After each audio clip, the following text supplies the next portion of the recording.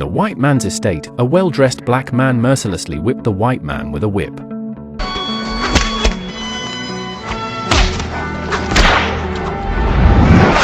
The black slaves who watched the play were relieved, but they didn't dare to show the slightest emotion, and the white people were beaten to death. He picked up the pistol beside him again. The man, Dango, once a slave, sought freedom with his wife. Sadly, they were caught and returned after their escape attempt. For his wife, Dango took all the blame. As punishment, the plantation owner branded them with the mark of runaway slaves a few months ago. Like the other slaves, he was herded by slave traders like cattle. Suddenly, a carriage adorned with large teeth approached. The car owner claimed to be a dentist. He asked Jiang He if he knew the Brick brothers from the Karukan plantation. These three had tormented Jiang He numerous times, becoming his worst nightmare. Jiang He could identify them even reduced to ashes. The dentist immediately decided to buy brother Jiang, but he was threatened by the slaves, and the dentist did not hesitate to kill the other party. He also killed a rival dealer's horse, despite the tension. The dentist still insisted on paying 125 yuan and signed brother Jiang's deed of sale. Brother Jiang's existence transformed entirely. Opposed to racial bias, the dentist had him don white attire. He also swaggered on horseback, making onlookers halt, amazed as though they saw a miracle. The reaction of the bar owner was even more dramatic, practically tumbling over himself to call the police. When the sheriff arrived and saw only the dentist and brother Jiang, he openly wielded his power over the dentist, using biting words. Yet, the dentist despised such a loudmouth more than anything.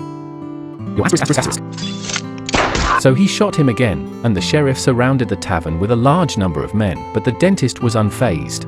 He produced a wanted warrant that proved that the slain sheriff was actually a wanted criminal who had changed his name and surname on the run 2 years ago. The dentist, sanctioned by the court as a bounty hunter, forced the officer to let them go. The true motive behind purchasing Dango by the dentist was, hoped he'd recognize the sought-after Britain brothers. Upon completing this, the dentist will not only free Jiang, but also give him a $75 reward. This was a golden chance for brother Jiang to turn his life around. Immediately, he agreed. Jiang He slipped into a blue evening gown, posing as the dentist's aide, and confidently entered Karukan Manor, as bold as a knight atop a black steed.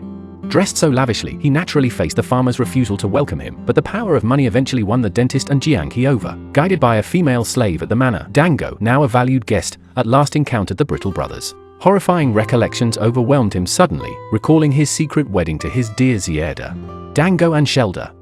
This enslaved man, who had fled countless times but never gained his freedom, finally saw his chance for revenge at the Karukan estate. They saw 2 of the 3 Brit brothers abusing the familiar sound of whipping a slave girl who had been punished for breaking eggs. Memories of their shared agony flashed in Jiang Ji's eyes, prompting him to swiftly intervene. Another brother panicked, unable to even hold his gun steady. Dango grabbed the whip and retaliated like they had done to themselves. The black slaves on the manor were stunned. They had never seen a black man beating a white man. After venting his anger, Dango decisively shot and killed the 2.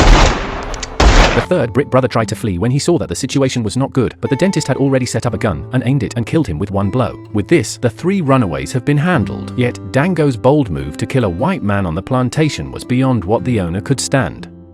Swiftly, the dentist gestured to Jiang Ji to discard his weapon and give up to preserve his life. Then, he presented the wanted posters of the trio. The estate owner was forced to yield to the law's verdict, yet he was determined not to let them off lightly. That night, he gathered his head army and planned to ambush the dentist and Dango's carriage. However, the dentist had been prepared. He hid the explosives in the big teeth on the top of the carriage and exploded when the big army surrounded him. The enemy was defeated. The dentist gave brother Jiang the opportunity to shoot the lord of the manor, and brother Jiang hit with one shot. He showcased his remarkable marksmanship, wowing the dentist with Jiang He's skill, who then suggested they team up. Together, they hunted bounties, with a promise to help him find his estranged wife, Brumhilda, come next spring. Jiang Ji agreed, suited up in cowboy gear, and started his bounty hunter quest guided by the dentist. He swiftly mastered sharpshooting, hitting targets 100 paces distant. Hence, the Black and White Demons, a bounty hunter duo, was born in the American West. Throughout the winter, they joined forces to eliminate for fugitives, earning a hefty bounty. In spring, the 2 arrived at the slave market in Mississippi. Through the trading ledger, the dentist found out that Dango had been sold to Candaland, the largest plantation in Mississippi. The plantation owner, Calvin, was notoriously infamous. His greatest pleasure was watching the slaves duel, with the loser having no chance of survival. Acquiring Brumhilda from Calvin wasn't an option, so the dentist schemed, posing as a rich Dusseldorf gentleman. He showed eagerness to spend big on a Mandingo fighter, as brother Jiang faked being a duel master. Indeed, Calvin's interest was piqued, yet in this affluent area, a black man on par with whites would clearly face scorn. It was clear this would be scorned. Brother Jiang was forced to adopt a haughty, distant demeanor to fool people at Calvin's place. Brother Jiang found himself in a hostile environment where no one was willing to treat him even as well as they would a white man, so he decided to show these white folks a thing or two. Without hesitation, he knocked a white man off his horse, an act that actually made Calvin respect his boldness even more. From their talk, the dentist verified Hilda was indeed on this property. They also came across an abuse victim en route, the black slave who wanted to escape, and the attack was to let the dog bite him to death. Brother Jiang felt the same way, and the dentist wanted to buy this pitiful black slave. However, doing so would not only destroy the plan, but might also lead them to not be able to leave alive, and eventually they could only watch the black slave being bitten to death by the dogs. Surprisingly, the plantation's head butler was also a black man. He was hostile towards Dango on horseback, his words full of mockery. Calvin quickly put a stop to his provocation, but this man later became a major problem for their plan. The dentist, who was Germany, offered to have a black slave girl who could speak German to serve him, and Calvin readily agreed, because there happened to be a black slave girl who could speak German on the estate, but she was being locked up in a cage for escaping. The slave girl was Dango's wife, Hilda, and Dango was distressed when she was rudely dragged out of the cage and washed off. Hilda was led to the dentist's room, where, in German, the dentist briefed him on the rescue plan, saying, "We've done a lot to save you, so try not to scream later." Hilda kept from screaming out loud. However, he collapsed right there. During dinner, the dentist faked negotiating with Calvin, proposing a steep $12,000 for a top due list. Calvin thought he struck gold and accepted their offer, requesting the cash in 5 days.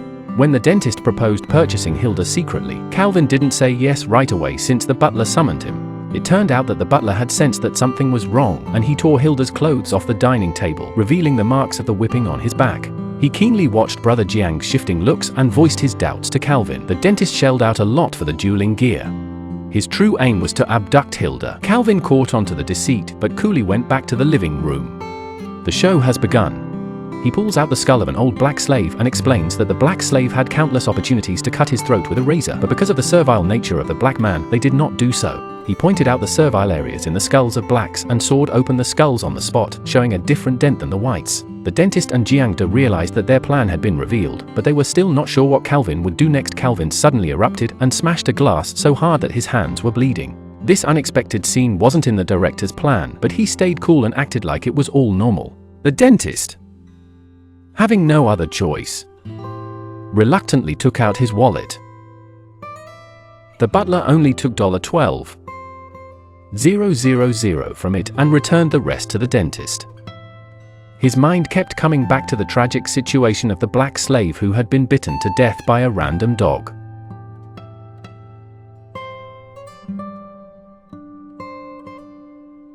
Once the deal was sealed, the dentist and Dango were set to depart with Hilda when Calvin, with a malicious tone, demanded a handshake from the dentist. Reaching his limit, the dentist couldn't bear the humiliation. He declined the handshake and retaliated.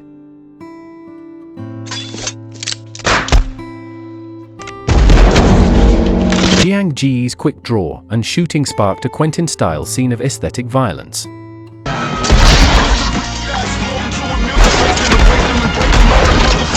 In the final showdown, the butler takes Hilda hostage, while Django is captured. Calvin's men all want to execute Django.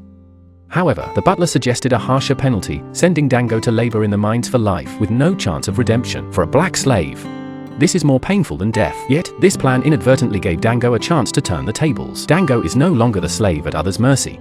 He picked up the dentist's smooth talking and skills, getting near the white man guiding him by posing as a bounty hunter.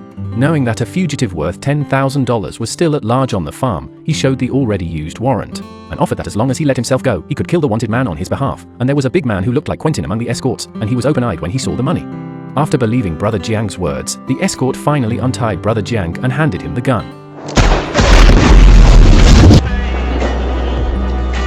Brother Jiang rode a horse with explosives and left in style, leaving behind shocked compatriots. Brother Jiang's counterattack became the hope of all black slaves. Dango went back to the farm single-handedly and fought the whites in a fierce battle, and he killed all the whites.